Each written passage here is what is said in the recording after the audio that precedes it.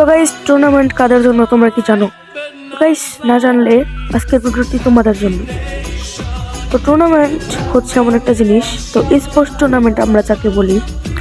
তো ফ্রি ফায়ারের ইতিহাসে উচ্চতম যে ওয়ার্ল্ড রেকর্ড এই পৃথিবীতে এখন বর্তমানে স্পোর্টস একটা সবার যে উচ্চতম প্রফিট আছে বলতে গেলে, কারণ পৃথিবীর সর্বোচ্চ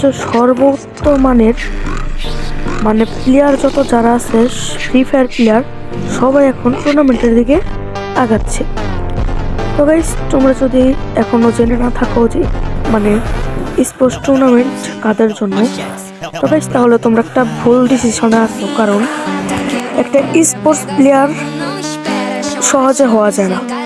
মিনিমাম একটা স্কোয়াড লঞ্চ করে সেই স্কোয়াডটা নিয়ে মিনিমাম 5 থেকে 6 মাস প্র্যাকটিস করার পর একটা প্লেয়ার টুর্নামেন্ট খেলতে পারে। আর যদি তুমি একটা স্কোয়াড বানায় হুট করে যদি একটা টুর্নামেন্টে ঢুকো, ওই জায়গায় তোমার তুমি রক্ষাই পাইতে না, 1 সেকেন্ডে তোমার স্কোয়াড নাই বানাই দিবে। তো গাইস, টুর্নামেন্ট হচ্ছে স্পোর্টস টুর্নামেন্ট হচ্ছে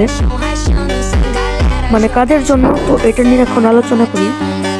স্পোর্টস টুর্নামেন্ট হচ্ছে তো যাদের পার্ট টাইম পড়াশোনার পরে সবকিছু করার পরে পার্ট টাইম একটা সময় থাকে, বিশেষ করে রাত্রেবেলা টুর্নামেন্ট, বেশিরভাগ টুর্নামেন্টই রাত্রে হয়ে থাকে।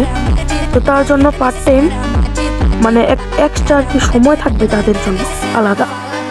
যদি এরকম সময় তাদের জন্য থাকে তাহলে তোমরা চাইলে স্পোর্টস খেলতে পারো, সমস্যা নেই। কিন্তু যদি তোমাদের ডিভাইস খারাপ হয়, ধরো তুমি 2 GB র্যামের মোবাইল দিয়া 3 GB র্যামের মোবাইল দিয়া তুমি টুর্নামেন্ট খেলতে চাইতেছো, তাইলে কিন্তু তোমরা টুর্নামেন্ট খেলতে পারবে না। আবার অনেকের আছে 4 GB র্যাম 6 GB র্যামের মোবাইলগুলো এত একটা ভালো না, আর ডিসপ্লে নাই, ফাইটা গেছে, তো এইরকম মোবাইল দিয়ে তোমরা কিন্তু চাইলে টুর্নামেন্ট খেলতে পারবে না। তার জন্য তোমাদের একটা প্রয়োজন পড়বে সর্বপ্রথম মোবাইলের। যদি 4 GB র্যামের মোবাইল হয় এনাফ, তো আর কিছুর প্রয়োজন পড়ে না। যদি একটু ভালো হয়, ফাটা না থাকে, মোবাইলের গ্লাস যেন সুন্দরভাবে প্রোটেক্টরটা খুব সুন্দরভাবে স্মুথলি চলে, তাহলে তোমরা চাইলে স্পোর্টস খেলতে পারো, কোনো সমস্যা নেই। যদি 2 GB 3 GB মোবাইলের যদি তোমরা চালিয়ে থাকো, তো এইসব মোবাইলের টুর্নামেন্ট খেলার জন্য এত একটা ভালো না। তো তোমরা যদি একটা এনিমির সামনে যাও, রাশ দিতে যাও, তো তখনই তোমরা গেলে আর কি শেষ হয়ে যাবে। কারণ একজন টুর্নামেন্ট প্লেয়ারই জানে কী পরিমাণে স্ট্রাগল করে তাদের টুর্নামেন্ট খেলতে হয়। তো টুর্নামেন্ট প্লেয়ারদের আইকিউর মতো মনে হয় না কারো আইকিউ আছে। তো টুর্নামেন্টের মধ্যে থাকে 4 জন, ফার্স্ট রেসার, সেকেন্ড, তোমরা জানোই, অবশ্যই জানো, first rusher, second rusher, supporter plus nader, sniper, enough, এই 4 জন থাকে। এবং অনেকে এক্সট্রা 4 জন রাখে।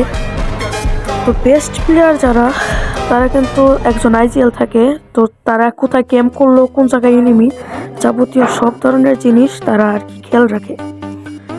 তো গাইস, তোমাদের যদি এক্সট্রা কোনো সময় থাকে টুর্নামেন্ট খেলার জন্য, ভালো ডিভাইস থাকে, তো তোমরা যদি প্র্যাকটিস করে খুব ভালোভাবে টুর্নামেন্ট খেলতে পারো, বা টুর্নামেন্ট খেলছো ওই জায়গায় জিতছো, তাহলে তুমি এই টুর্নামেন্ট খেলা শুরু করে দাও। বড় বড় টুর্নামেন্ট খেলো, 10,000, 20,000, 50,000, 1 লাখ টাকার টুর্নামেন্টগুলো খেলো তোমার স্কোয়াড নিয়ে। তাইলে গাইস, আমি আশা করবো খুব তাড়াতাড়ি তোমরা একটা ভালো পজিশনে যাইতে পারবা। তো গাইস, এনাফ, আর কিছুর প্রয়োজন নেই।